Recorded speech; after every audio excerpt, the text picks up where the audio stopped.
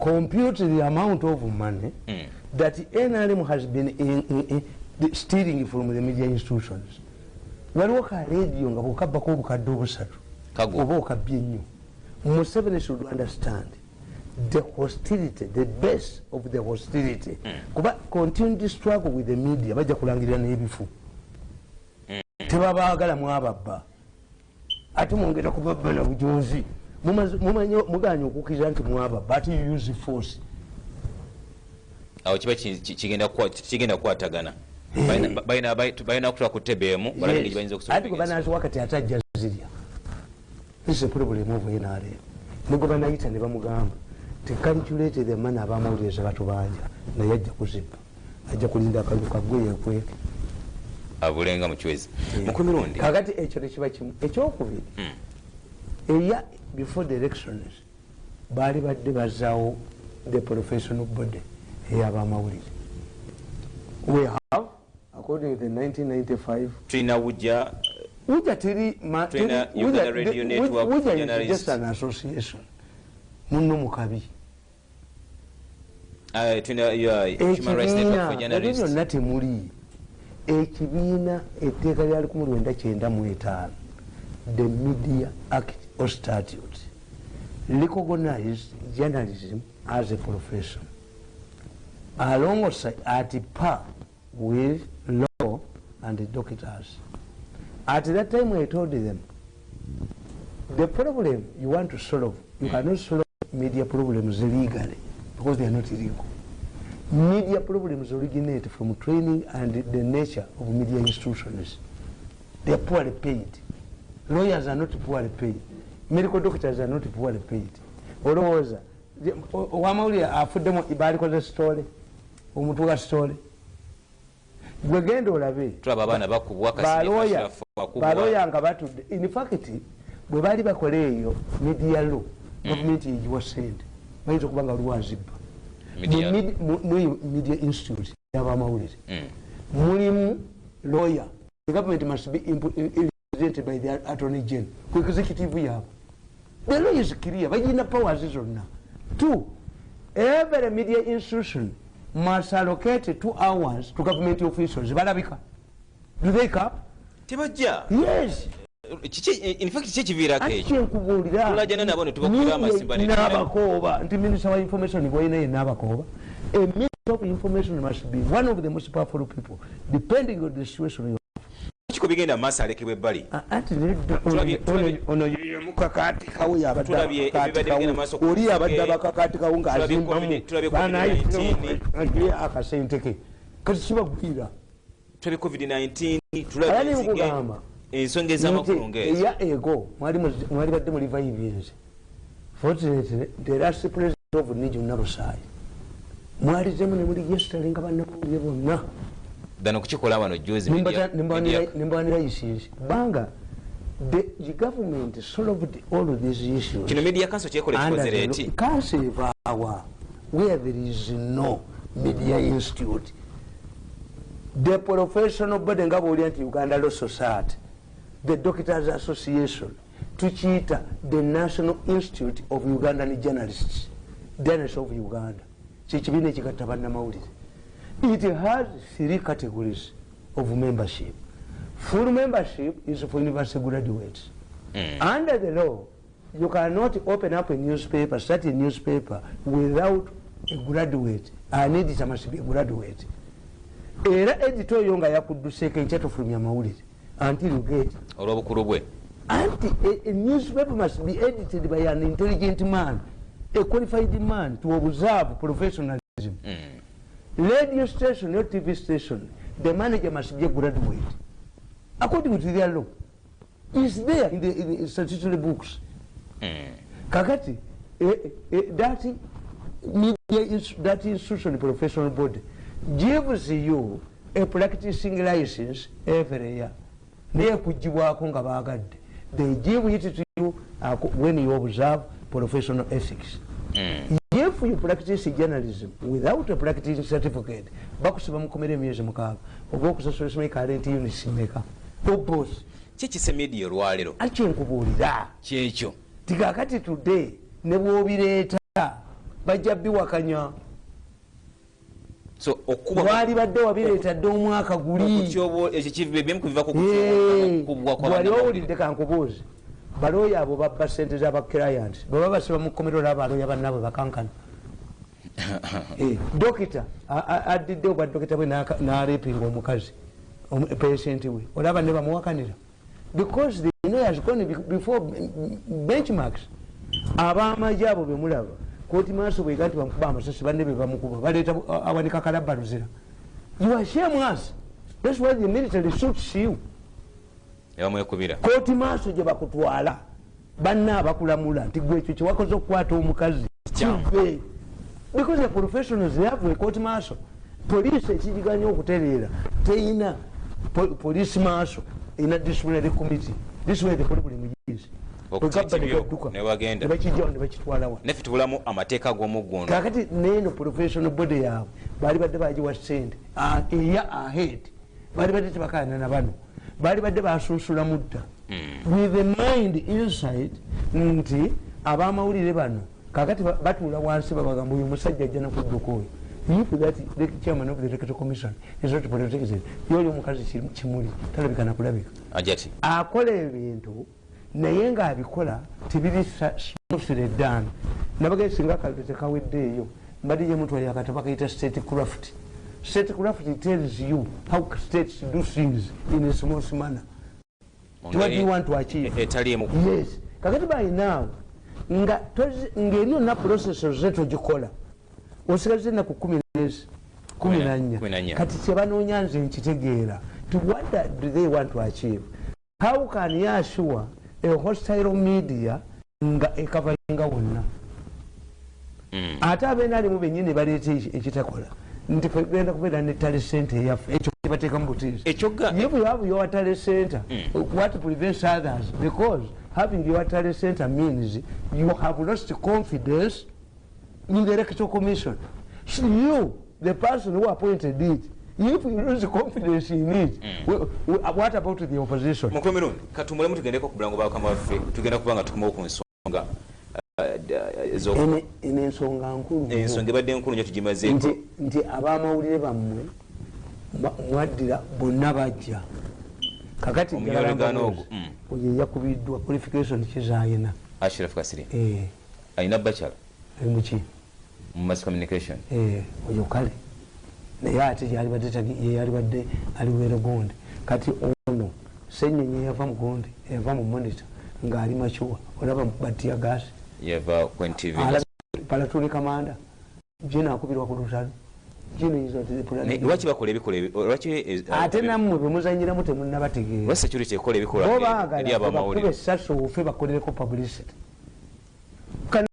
kana fira n'abantu eki how many mukulime twate badeko n'akalulu bwe kati eyite ensi yafa nnyo kati tunaba ku fees no minimum mwakafirwa abantu bameka ngojeka abafiridde mu riots how many people have died abana batambula ne Robert Kyagulanyi ati bameka ati enkubuulira bameka kale oyinza n'okusanga nze nkugamba nti Kyagulanyi I have no access to him now but I used to have access to him to the extent nti bwe bambagamba nti mugende ku gundi namugamba nyumman okugendanga ku mikutu gya rediyo abasajja bane bayiika ku nguudo bajja bakuba genda ku rediyo eyo oyogere baddeeka bakuwulire ne bagamba nti tetulina TV ate radio nti abo abasajja abo nali identifying the TV station nti mugikule kabogere ensonga zaabwe atunda TV mugikule bagindeeti bandi bawadde okuviolatinga kino ngoyo omwana mumanyi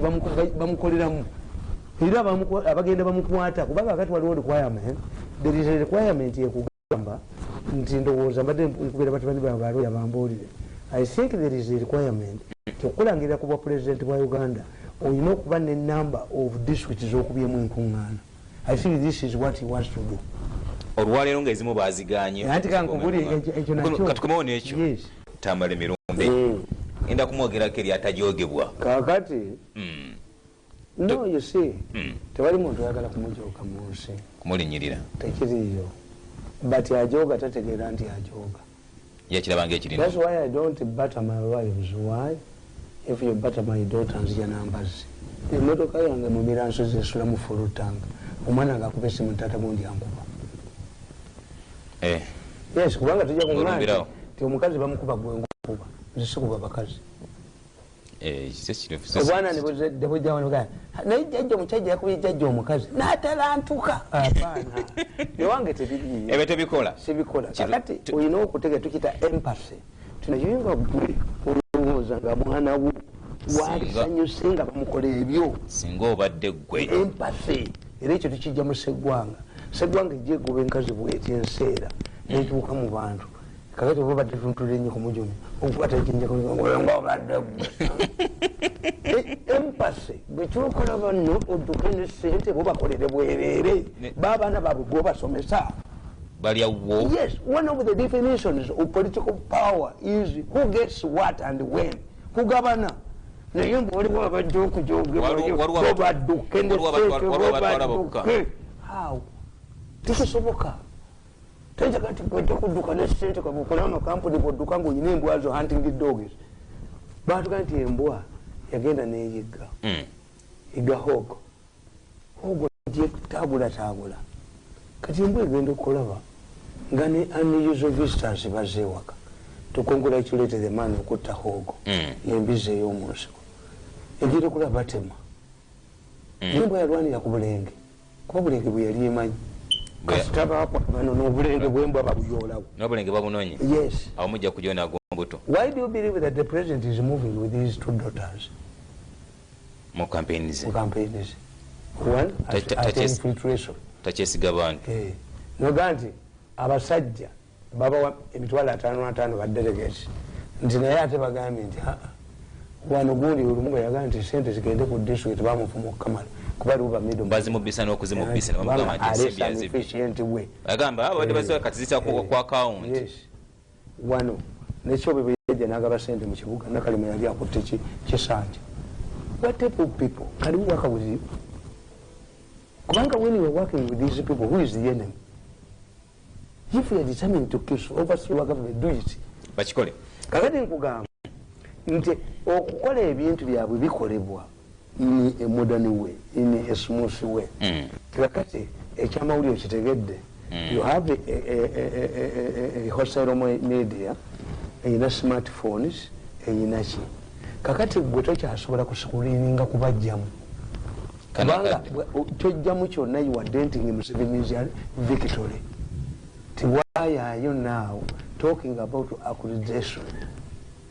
Ate nebiriko n'okusasula songa when there is a press conference in the State House, they ring the editors to submit names to be checked at the entrance point.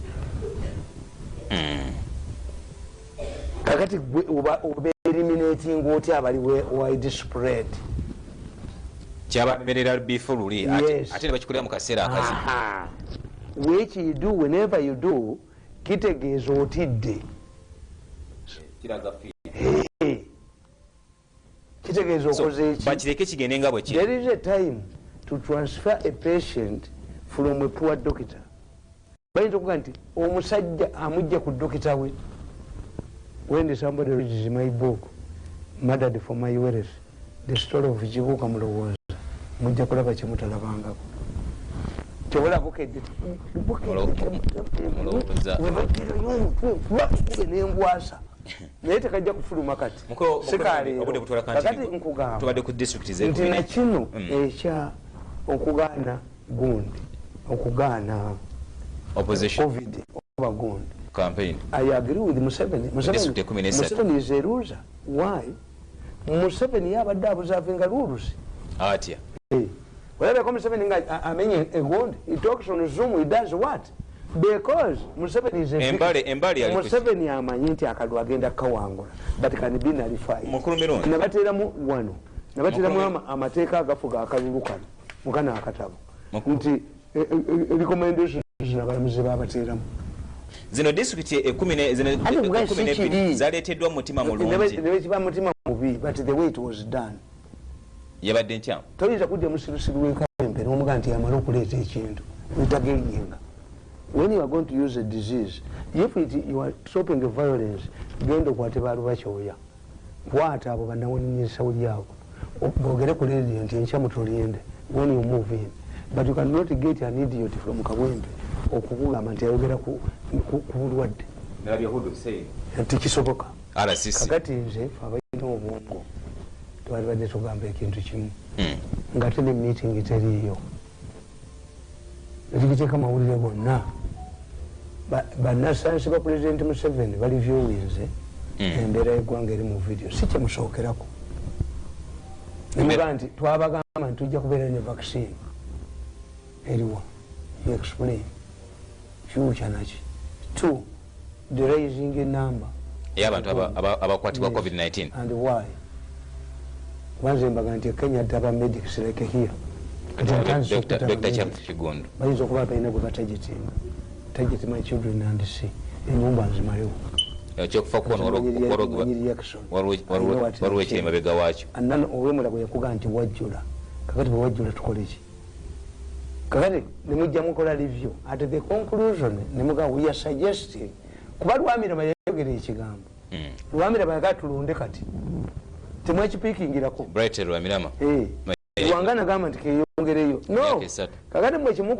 abo bonna mubaleeta nemugejingirako ki Moyi yafuga emyaka 20 nga talina mugezi Moyi yalina omusajja nga buyita Nasiru kyamaani wa Kano Mombasa nga teyasoma nga alina omusajja bamuyita Kanyingi yali walunya obana ba polisi n'olunya lwa gundi olunya luno lukebera emmotoka nga alina omusajja bwe bamuyita Mutisha Mukamba Mutisha nga ye teyasoma bamugamba nti wasome oyina buyigirizi ti am graduate from the University of Life yes beyagengingirangako ki eggwanga nga bwaga nti ayagala snap election nga gundi yo Nasiru ajja ne t-shirt eza Moyi titugenda kulonda n'agejinga eggwanga omuntu okugejingira eggwanga olina okuba Nyerere yakwata omusajja n'amufuula omulalu mukwano gwe. That's how this is the same approach I'm using. Nyerere yakwata omusajja omulalu n'ajja mu Dar es Salaam ng'amuvuma buli lunaku. Nyerere tukukooye, Nyerere twagala Nyerere bwe yabayita n'abagamba nti abange tugende mu bibiina nti tetubyagala n'abagamba nti ew'omulalu olinga mubeerawo. Kesajja kiralu naye byekyogera biki byebasanyusa omubi kati tomutemera ebitundu kiwala hana baba kiriko ebbina kiriko entumbwe ekyana kirina amaaso okitemyetemye okimaze kakati kasoka nti omulalu byayogera naye obulalu bwe let us conclude. If you can listen to omulalu to conclusion has captured you. Kakati President Museveni yebo yajjano n'abaga nti aba ntadde wakakiiko ka Bidandi bonna baga nti twagala kudda mu multi party. Bidandi yabagamba ekyankwanza tudde mu multi party minorities report twakwata yaani gagging you gauge leto yinza kudde mugwago weka wempe n'ongegingirako kubigenda maaso ku COVID. Kakati eyo story ye yalize ne bali commending to the chairman of electoral commission and you create an artificial debate. Musobola okuga nti buli program tugenda kuteekamu waffe nenga yalina amagezi program neziteekamu nga musasuli ne batavaayo omugamba nti district 10 zisalwe boss lefu bwafuuwa omupiira n'abadde agenda okuteeba ayimirira ekitegeeza ekyamani w'electoral commission bwagamba kati ababbi ba President Museveni be bagenda okyonoona tugenda njo ku nju nabano bekikole.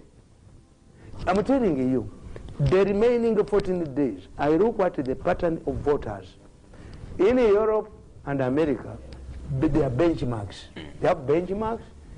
We are in a bad economy. This man has failed to handle COVID like a Trump. Foreign affairs, Mulemi is isolating us from our allies in NATO. America kakati one Bobi Wine's team erowooza nti Bobi Wine mu opposition nabaga nti bwembeeranga mu nnyanja ngeri atulibudde mu nnyanja. If you are kind of capsizes in a wreck, you must be very observant about to see things. When you see something speeding very fast, it's not a rescue boat, it's a crocodile. And the crocodiles are not known for rescue mission. When you must be very observant. okutte ku baaka ya hipo oba okutte ku lwazi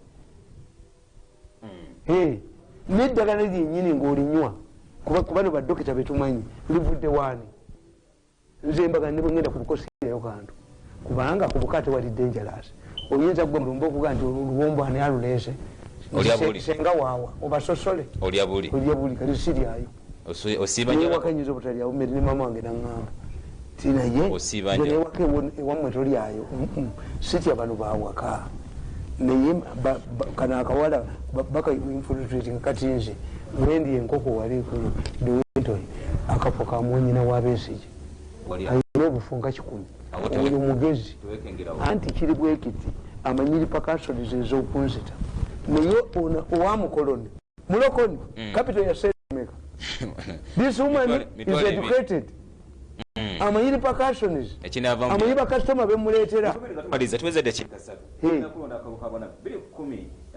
tukyalinayo programu emu from now okujjako nga nasoka sikweze nze electoral commission kati amagezi genjiwa electoral commission njiwa amagezi kati bwegati kyebaba bakola this issue baali badde batuula ne ba media owners mikutu ne babawa sente. All of the media institutions on that day must direct their attention. The source of information on the election day must be at the headquarters of the Electoral Commission. If the Electoral Commission is searching for credible people to be accredited to its office, let these people do it diplomatically. Mutekeyo amanyi basaba amanyi anamwe mujjemu yiso yali badde ekolanga ebamanyi nise erya buli sente nze zanya abaana ku ssomero twali abavuka babiri nga tuli stubborn omusijja mwogera linnya ali mu maje kati mu UPDF kaagati naye ye ekintu n'abasomesa ne banoonya ne bankweka nga siriiwo wayinzanga okukwata essimu n'ogikweka nga siriiwo naye ngono mukwano gwange bwe tubizannya waali kakati bwe ndajjanga nga mbuuza ono omumanyi nti mumanyi ate ono mumanyi ate ono nti naye mumanyi mbuuza oli gwe yagambanga nti naye mumanyi yalina kyakwese naye nga nze nyiza okuba abasomesa bankwekako ne mutoyi nga baga nti omwana oyo ategeera atya naye nga tebayinza kugamba nti bw'ojjawo ono munnange bwe tubizannya kitegeera akozeagamba nti naye mumanyi yaba alina information ono omumanyi nti mumanyi ono omumanyi mumanyi ono omumanyi naye mumanyi ono omumanyi nga nyinza okubeetolooza emirundi emeka naye nga bwe yayogedde nti naye mumanyi yeyakwesa essimu yange I love the school nga basomesa kakati bano amagezi galina Electoral Commission yebeesaba amanya agabagenda okavalinga enteekateeka abanajja ku Electoral Commission. Don't bother these journalists. By journalist biasness eri age erwa nti banaabirangirira luddawa. Let us assume abamawulire bonna bawagizi ba Bobi Wine kuba bafacilitatinga which you cannot change in 14 days. Kakati your channel to prevent this balina okubanga babiripotingawo. Nobody should be allowed in Uganda to announce results, even provisional results. Bino, Bondi was training. What? They are responsible. They are responsible. Irresponsible. Ntimakugamba gundi kakati kino kifaananyi kya torture. Is being tortured.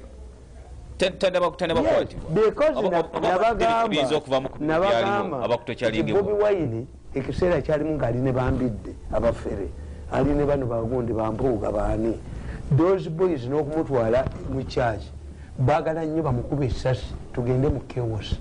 The moment we go to chaos the takes over. Ame bwe taking over ate Museveni abeeramu abagenzi ekitegeeza Bobi Wine needs protection. That's what I was Muhoozi, it is incumbent upon Muhoozi, General Muhoozi, now that he is in charge of the special forces, to make sure that this man is protected. Lulimi, nawandika kakatabo, how to protect the tongue from his societal teeth. Yampandika ku Museveni. nti ababe benyini bebamwagala omuluma kakati mbaga nti Bobi Wine bamaze okukitegeera Museveni is going to win them to defeat them abamuli ku lusegere nabo babuuza omusajja ono atuguddemu nga tubbye n'atambula ne bawalabe mu cabinet mwetuli and they know Museveni has restricted his cabinet. Museveni has restricted gundi parastatos tebali ababadde mu cabinet bali mukutya kakati bakyamwagala kuki program omukulembeze Museveni bakyamwagala kuki ekitegeeza Bobi Wine yayinza okuba essasa okuva mu muntu gwe tutategedde amajene gatege yes Museveni olwabaaga mukavuyo ata ambego bashiri gyali ama taking over tenga president wali Boba jia nekintu kimu do we have a fallback position in yes we thought this man was weak we can use this man amukube ekigo kati in 14 days all the indications is show Museveni agenda kuwa. That's why the battle can new vision budira obuyaye bwabo bwebutadde mu layini pastor alabikira mu bukedde yenna timulonda is an indication is mafia sponsored. Program Kabusenga has no capacity to tell you who is trading and who is leading. Bwetyo bwegenze